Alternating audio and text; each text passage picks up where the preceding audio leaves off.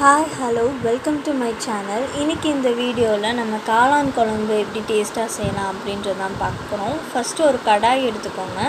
அதில் நம்ம நெய் சேர்த்துக்கலாம். நெய் சேர்த்துட்டு அதில் இஞ்சி பூண்டு சேர்த்துடுங்க. சேர்த்துட்டு அது கூடவே நான் கட் பண்ணி எடுத்து வச்சிருந்த காளானையும் நான் சேர்த்துக்கிறேன்.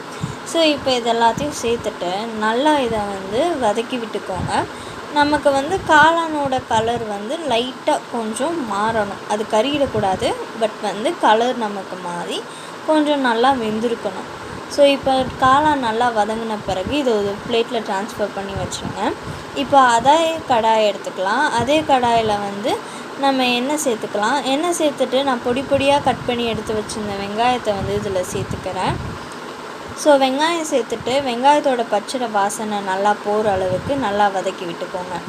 இப்போது இதில் தேவையான அளவு கல்லுப்பு சேர்த்துக்கலாம். நான் 1 டேபிள் ஸ்பூன் அளவுக்கு இதில் கல்லுப்பு சேர்த்துக்கிறேன். ஸோ கல்லுப்பு சேர்த்துட்டு இது நல்லா வதங்கின பிறகு நம்ம இதில் தக்காளி சேர்த்துக்கலாம். பட் வெங்காயத்தை கொஞ்சம் நல்லா வதக்கி விட்டுருங்க. அதுக்கப்புறம் தக்காளி சேருங்க. ஏன்னா வெங்காயத்தோட பச்சை வாசனை போனால் தான் நமக்கு குழம்பு நல்லா ஃப்ளேவர்டாக இருக்கும். ஸோ இப்போ இதை சேர்த்துட்டு வெங்காயமும் தக்காளியும் நல்லா வதங்கணும்.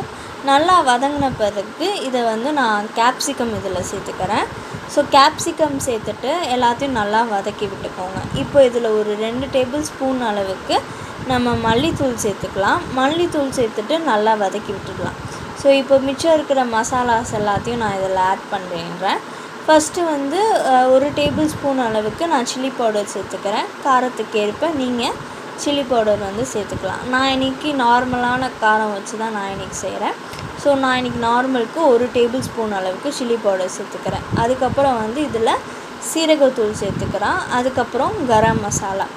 இப்போ இந்த மசாலாஸ்லாம் ஆட் பண்ணிட்டு இதை நல்லா கிண்டி விட்டுக்கோங்க. கிண்டி விட்டுட்டு இந்த மசாலாஸ்லாம் மிக்ஸ் பண்ணோம் இல்லையா, அதுக்காக நம்ம தண்ணி இதில் சேர்த்துக்கலாம். தண்ணி சேர்க்கும் போது மசாலாஸ் எல்லாமே நல்லா மிக்ஸ் ஆகிடும். இப்போ ஒரு மிக்சியில் நீங்கள் கொத்தமல்லி மட்டும் சேர்த்துட்டு இதை தண்ணி ஊற்றி கொஞ்சம் நல்லா அரைச்சி எடுத்துக்கோங்க.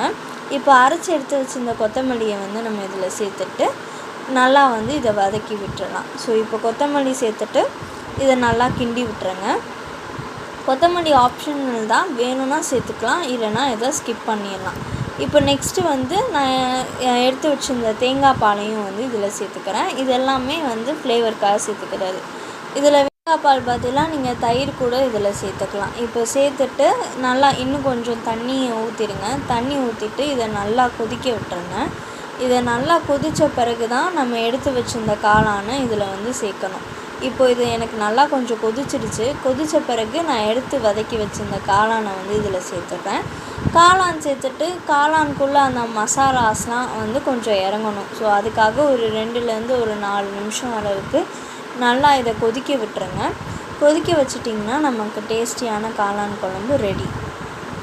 இது அப்படியே நம்ம ரைஸ் கூடயும் இல்லை சப்பாத்தி கூடயும் வச்சு சாப்பிட்டோன்னா சூப்பராக இருக்கும். பட் சப்பாத்தியை விட ரைஸ்க்கு நீங்கள் இதை வச்சு செஞ்சு பாருங்கள், சூப்பராக இருக்கும்.